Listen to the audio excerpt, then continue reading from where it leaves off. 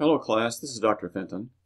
In this video we will cover Chapter 10, which talks about standard cost and variances. Now once again, please read the chapter. Don't just use this video as a substitute for that. Read the chapter because there's more detail you need to know that goes along with the chapter material. Let's get started. In this chapter we're stepping back into the manufacturing environment and we're going to cover the concept called standard costing. Now, standard, as you can see in this sentence, is a benchmark for measuring performance. So a standard is like a budget, is an expectation. We expect to produce a certain number of units. We expect to use a certain quantity of direct materials for that level that we think production is going to be. We expect materials to cost a certain amount. We expect to use a certain amount of direct labor hours. And we expect direct labor to cost a certain amount. So these are expectations. These are like budgets. Let's cover some definitions. First, about materials. The standard quantity per unit, we're looking at here, defines the amount of direct materials that should be used for each unit of finished product. So for every product we are manufacturing, every unit, how much in raw materials should we use for that one unit? The standard price per unit. This shows how much we expect to pay for each unit of direct materials. So do we expect to use a certain amount of board feet of lumber for the product or a certain amount of pounds of raw material for the unit? That's what we need to look at and estimate ahead of time. In this example we're going to use, up in the standard quantity per unit, we're going to be producing statues, and we expect to use 3 pounds of pewter per statue. For the direct materials price, we expect to pay $4 per pound for the pewter. For direct labor, the standard hours per unit defines the amount of direct labor hours that should be used to produce 1 unit of finished goods. So how much in hours should we spend to produce that unit? Is it 2 hours, 3 hours, or 0.4 of an hour? That's what we need to decide ahead of time. How much are we going to pay per hour? This is the expectation. So it defines the company's expected direct labor wage rate per hour, including employment taxes and fringe benefits. Also in this chapter, we're going to look at overhead cost again. Here we're going to concentrate on variable manufacturing overhead. What we're going to do in this example is look at using direct labor hours as the hours for overhead. It'll make it simpler for our discussion. So we decide here in this production process that we decide to use 0.5 direct labor hours per statue. That was also given up here for the direct labor standards right here. The standard hours is a half hour for 1 statue. We expect to pay $22 per hour to our workers, and of course that does include the fringe benefits and employment taxes. So we're going to use that same 0.5 hours down here in manufacturing overhead as to variable cost.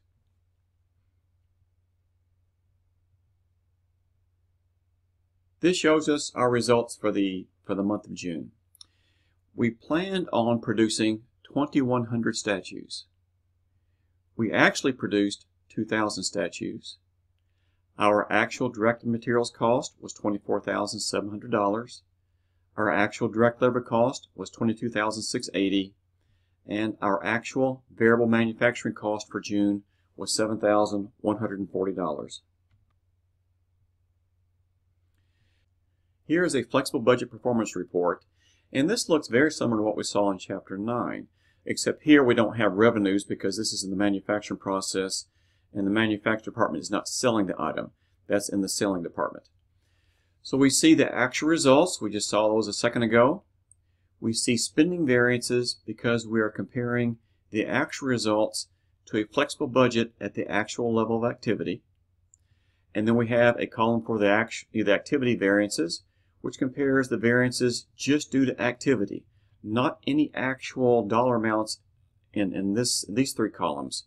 So we're comparing the planning budget, where we thought we would produce 2,100 statues, to the actual level of producing 2,000 statues. So we have the activity variances and then the spending variances. Now these numbers here, we're going to see these in the future in just a few minutes, so keep these in mind. This direct materials has an overall spending variance of $700. What we're going to see in the next several schedules is how this is comprised. So we are going to divide up this $700 figure just as we are the $680 and the $1140 for the labor and the overhead.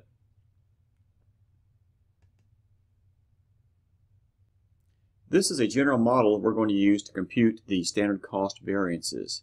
This is very important, so make sure you learn this model. You will need it for your homework and you'll need it for the exam. So, what we have here is we're going to have the actual quantity times actual price. We're going to go through the numbers in just a minute. In the second column, actual quantity and standard price. And again, a standard price is the budgeted expected price. And then in the third column, we're going to have standard quantity and standard price. Now, standard quantity sometimes gives students a little bit of trouble at the beginning. What this is, just like it says here, the standard quantity allowed for actual output. Now, what does that mean? That means how many units of, for example, raw material should we have used based on our actual production output. So that'll be used for materials, labor, and overhead. So review this, jot it down on paper, and let's put numbers to this. For the materials, what we have here is we actually purchased, if you read the detail up here, we actually purchased 6,500 pounds of this pewter, and it cost us $3.80 per pound. So $24,700 is the actual amount we spent on raw materials. Now, actual quantity, we still use 6,500 pounds. That's what we purchased and that's what we used. But the standard called for us paying only $4 a pound. So you can see the only difference between column number 2 and number 1 will be the price. Here we have actual price, here we have standard price. We use actual quantity here and here. So the only difference is the price. That's why this variance we've isolated, this $1,300, is called the materials price variance. Again, that's because the only reason between columns number 1 and number 2 is the price. This is what we actually paid per pound, $3.80. We budgeted to pay $4 per pound. We paid 20 cents less per pound than we thought we would. That's favorable. We paid less than we thought. That's why this is identified with an F, a favorable variance. So the materials price variance, we've isolated $1,300 favorable. Now let's look at the differences between column 2 and column 3. You can see we're using the standard price in both of these, but we're using actual quantity here and standard quantity here. So the only difference is the quantity. How much did we actually use in production? 6,500 pounds. What should we have used based on what we actually produced? We should have used 6,000 pounds. We get the 6,000 from the 2,000 units that we actually produced, actual production, times what we expected to use in raw materials per pound for that unit. So we expected to use 3 pounds per unit of finished goods. We finished 2,000 units, so we should have used 6,000 pounds of raw material. We used 6,500. So you can see we used more than we should have. That's why the $2,000 material quantity variance is unfavorable. Again, our actual usage was more than our standard called for, so this is an unfavorable materials quantity variance. Now here's the 700 we saw a minute ago. And what we've done, we've split the 700, in other words, analyzed it more, and found out what this is comprised of. It's comprised of a large materials quantity variance, $2,000 unfavorable, but we subtract from that the $1,300 favorable material price variance. So if one of them is favorable and the other is unfavorable, you find the difference, and that's the overall spending variance. So again, overall, we spent $700 in actual over here more in materials than we should have overall. Why? Well, we purchased materials at less than we thought we would, but we used more than we thought we would. Now maybe, again, you look into the differences here. You look into the reasons why we had the variances. This doesn't tell you why. This just shows you what the variance is, so we can start asking questions. If we spent less per pound of raw material, maybe, just maybe, we purchased a lower quality material, and therefore we had a lot of waste. And that's why maybe we used more pounds than we should have. Those are reasons to look into. Find out what happened and why it happened. So this is how we split up this material spending variance. We will have two variances here, the materials price variance and materials quantity variance. Now sometimes both of these are favorable. Sometimes they're unfavorable, both of them. But like in this case, sometimes one of them is favorable and the other is unfavorable. Now the rest of this page explains more about the material variances, so make sure you read it. This is an equations-based approach to compute the same numbers that we just went through. I personally don't like this as much.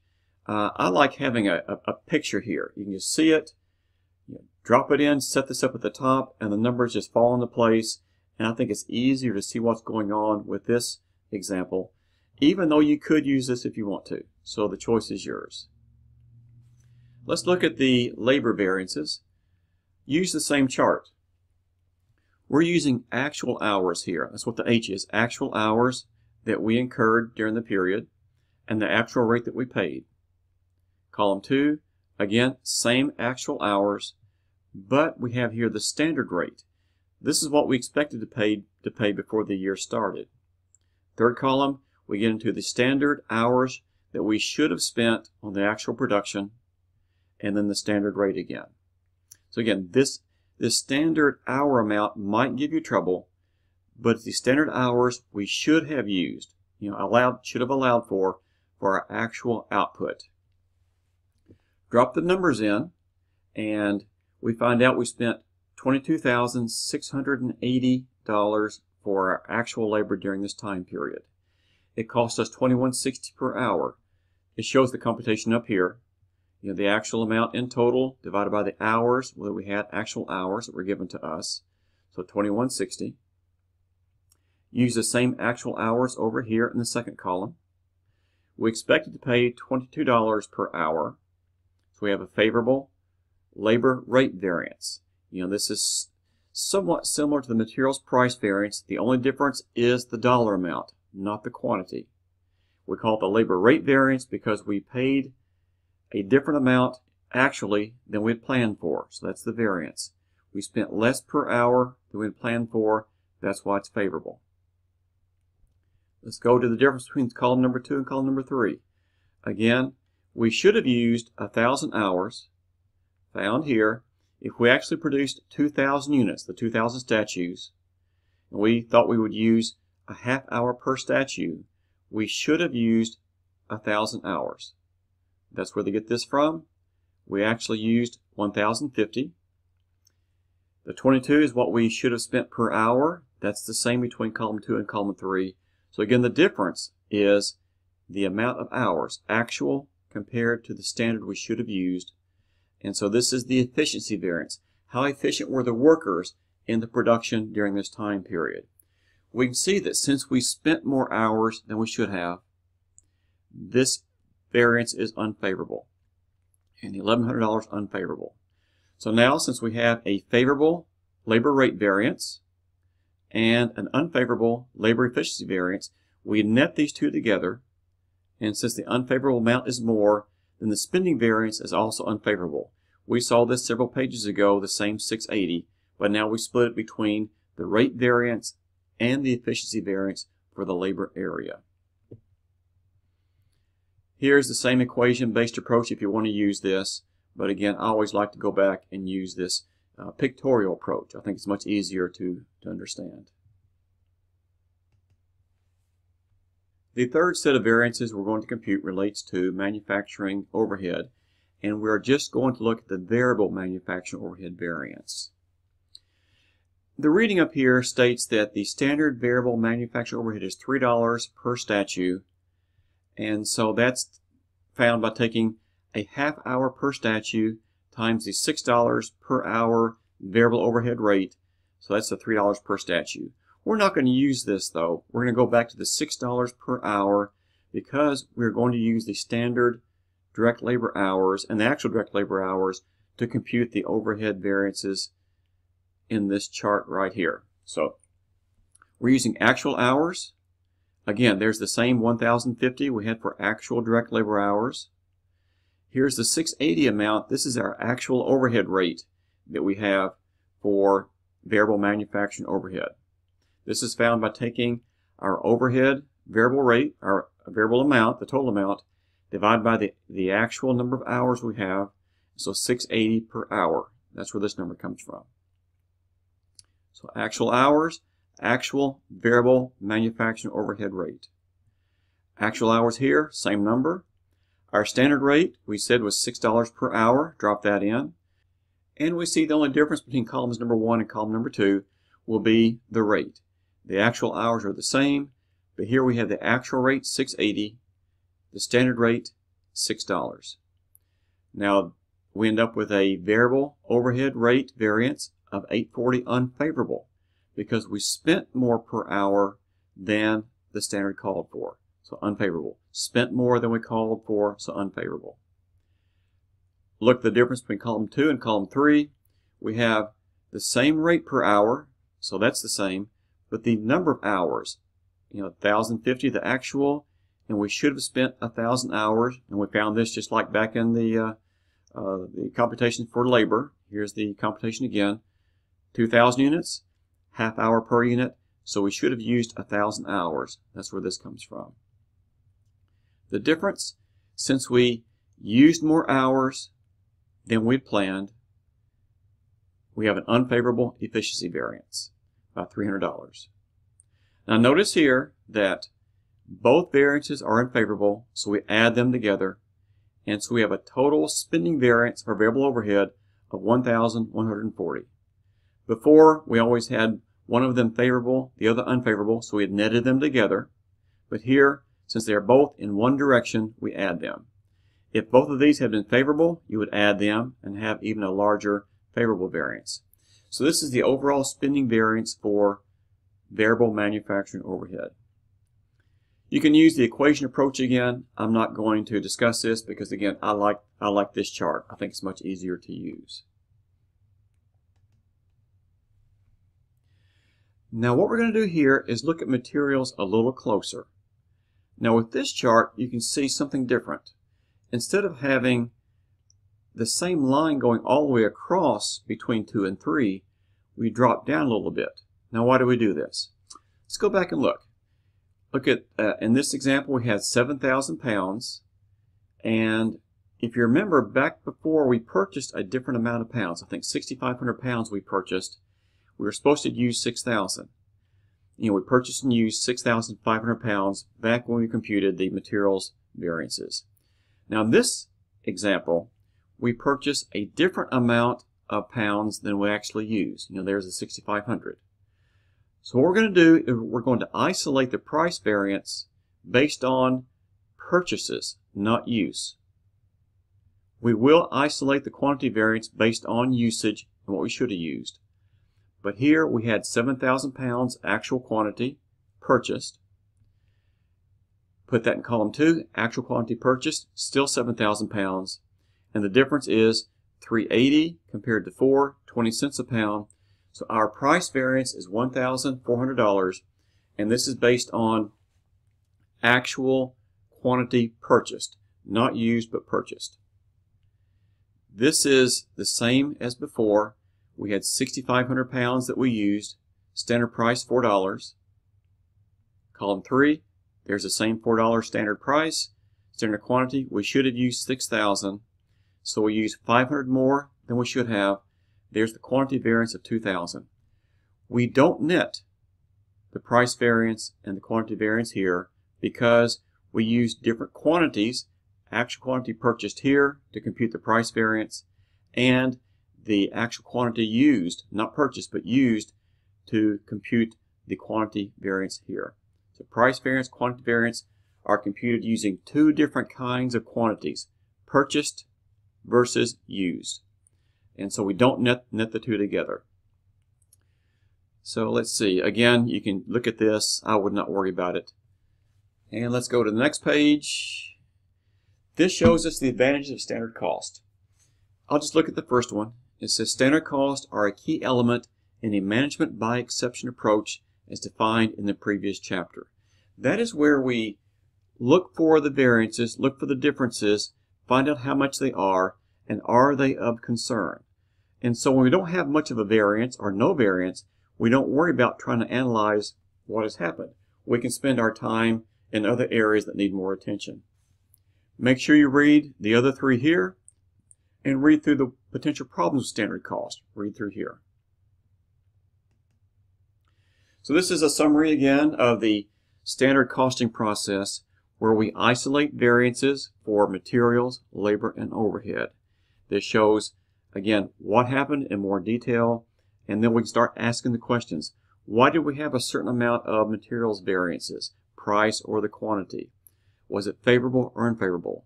Find out what happened so you can either correct a problem if it exists, or maybe update your standards. You know, maybe they've been outdated for several years, and this will show you need to update your standards. So again, go back and read the chapter for more detail, and good luck with your studies.